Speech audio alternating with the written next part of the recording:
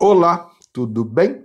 Vamos dar início ao nosso curso de cinemática, que é o estudo de um movimento sem a preocupação da causa do movimento.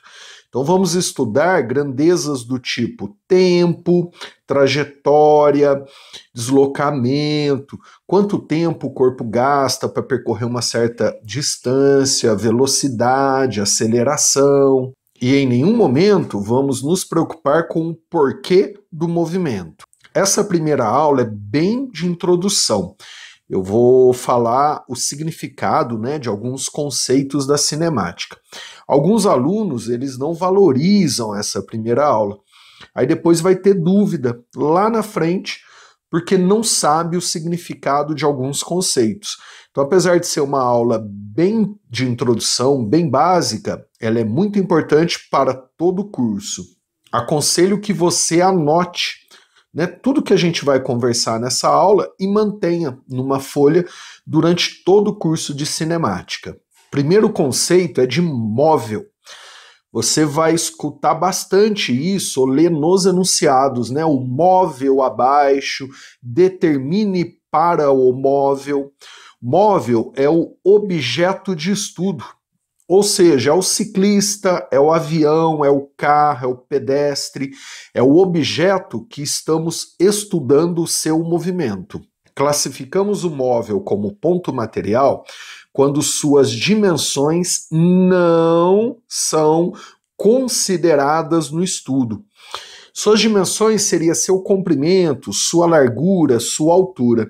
Então, um móvel, como um carro, por exemplo, um avião, ele passa a literalmente ser considerado um ponto com massa.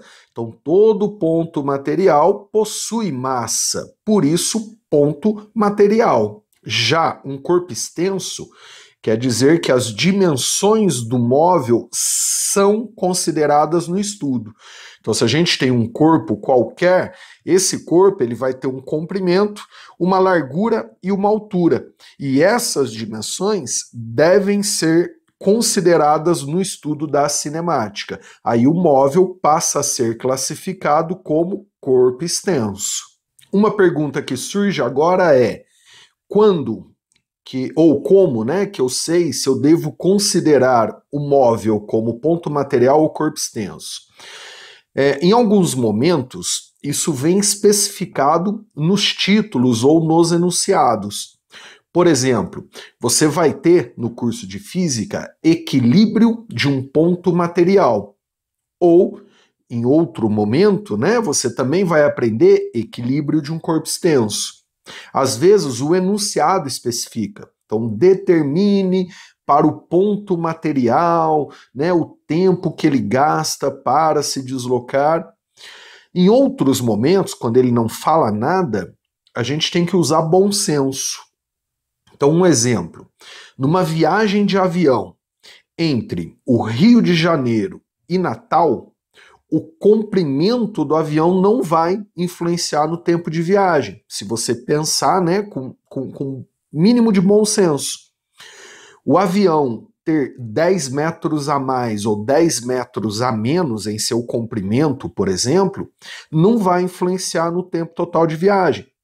Se você tem um avião, por exemplo, estou chutando, com 20 metros de comprimento, viajando a 500 km por hora, ele vai gastar um tempo entre esses dois aeroportos.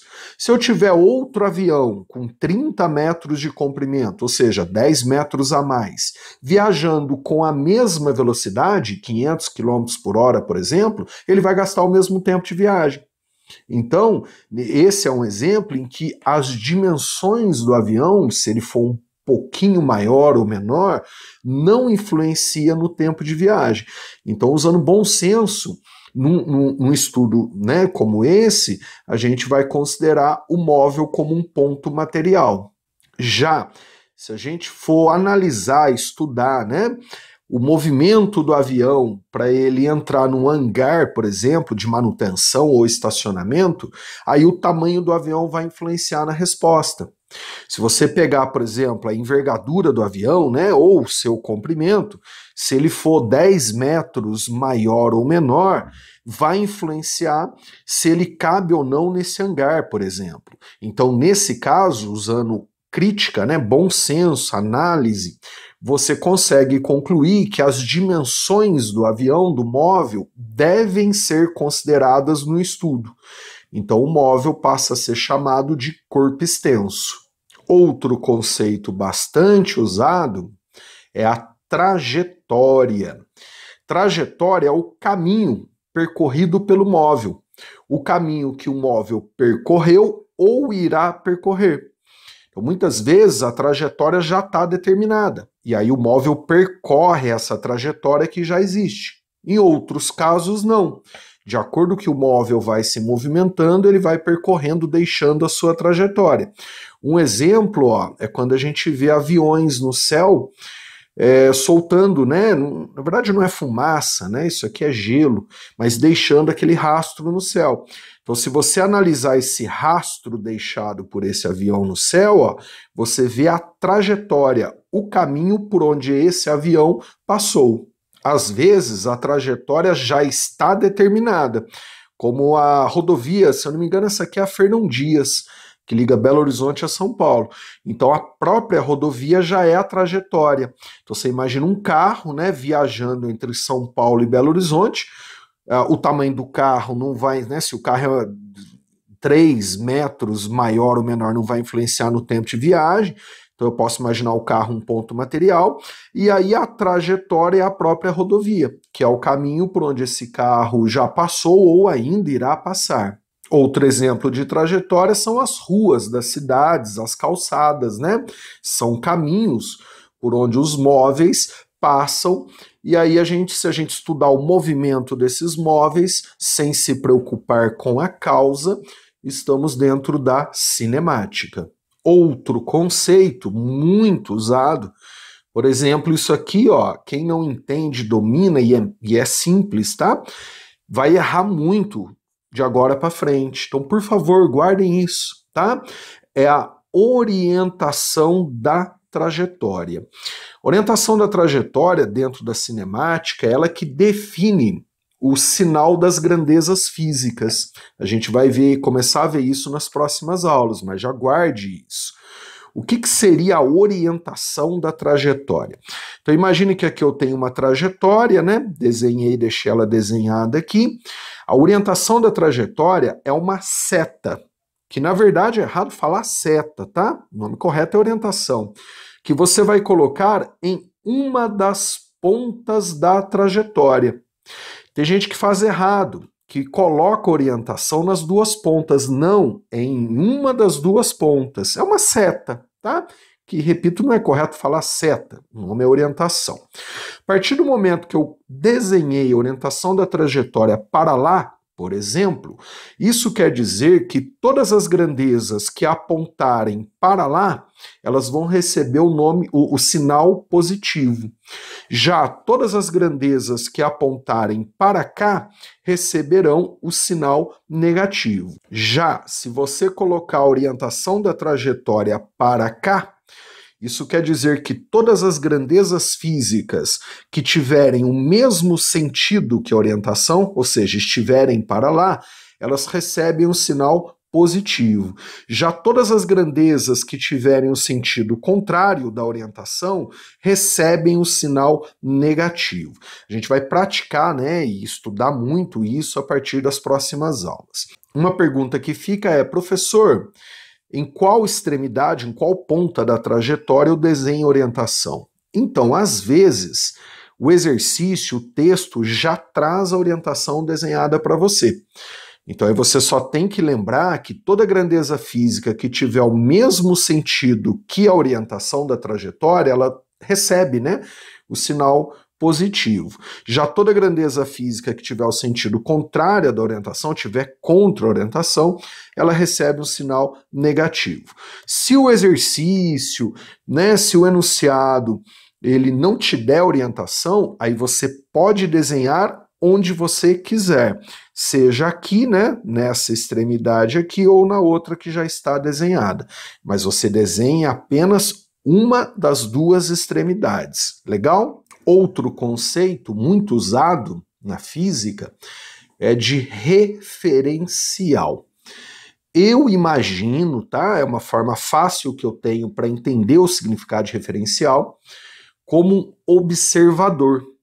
Tanto que eu coloquei entre aspas, né? Que não é exatamente o observador, mas é uma forma que eu tenho de simplificar para tentar explicar, né, o significado de referencial. Imagina que o referencial é quem observa.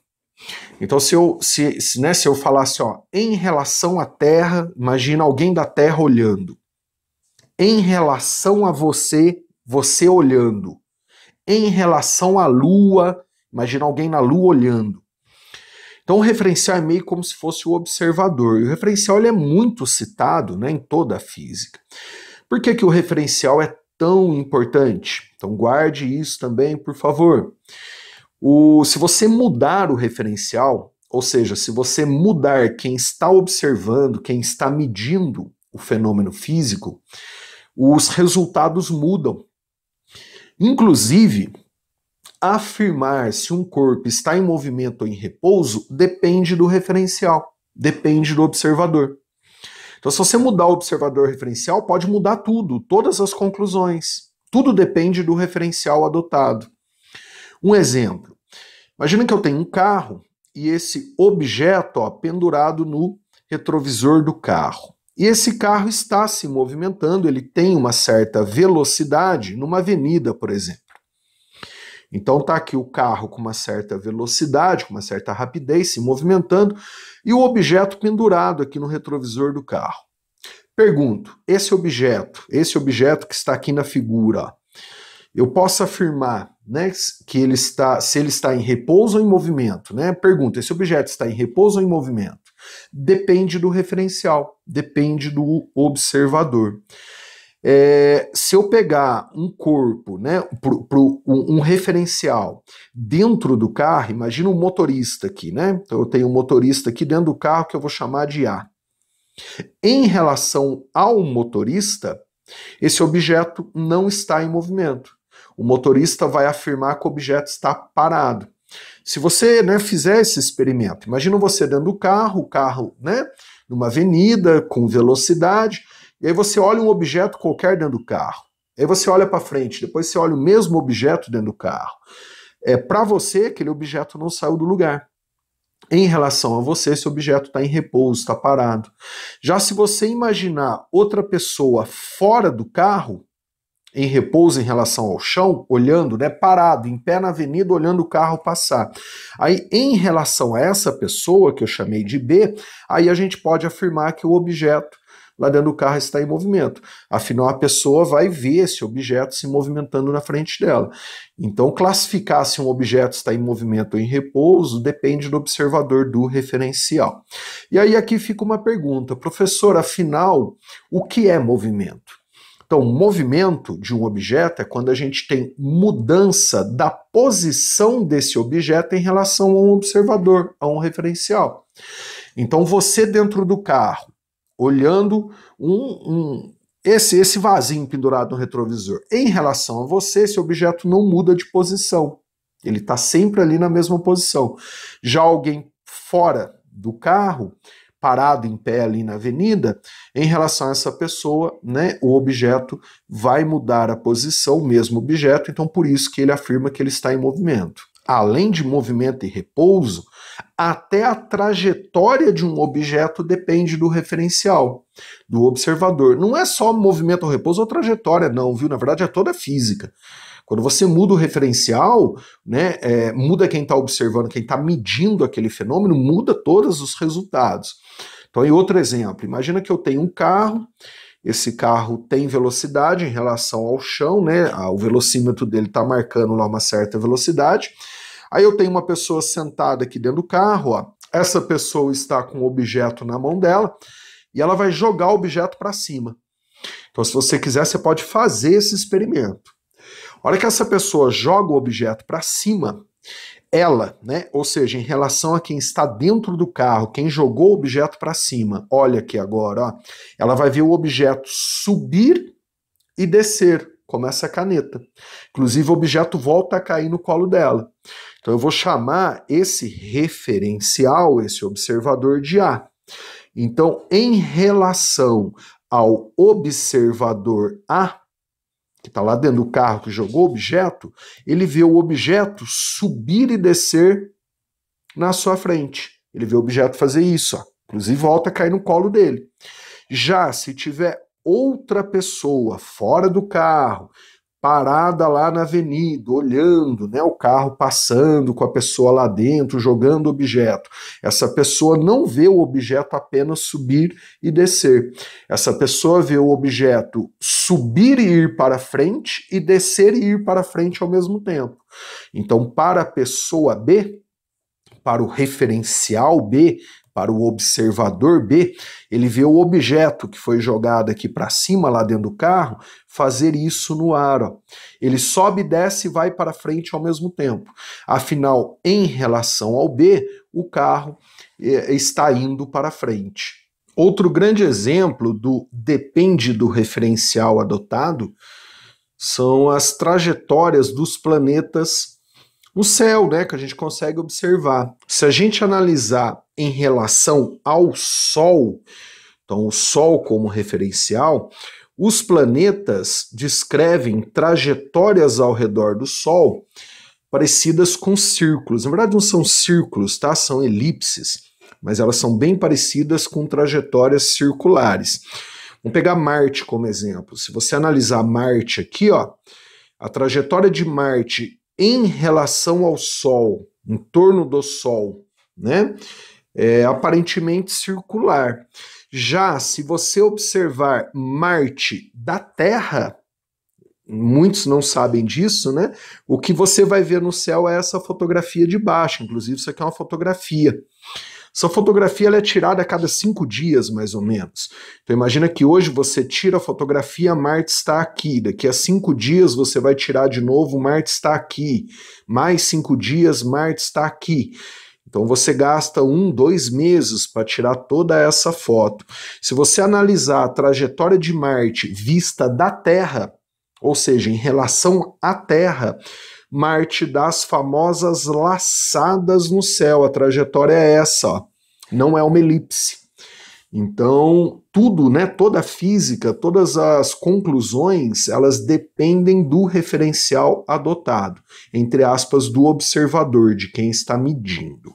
Legal? Espero que você tenha curtido essa aula. Na próxima a gente vai falar de espaço, deslocamento, velocidade.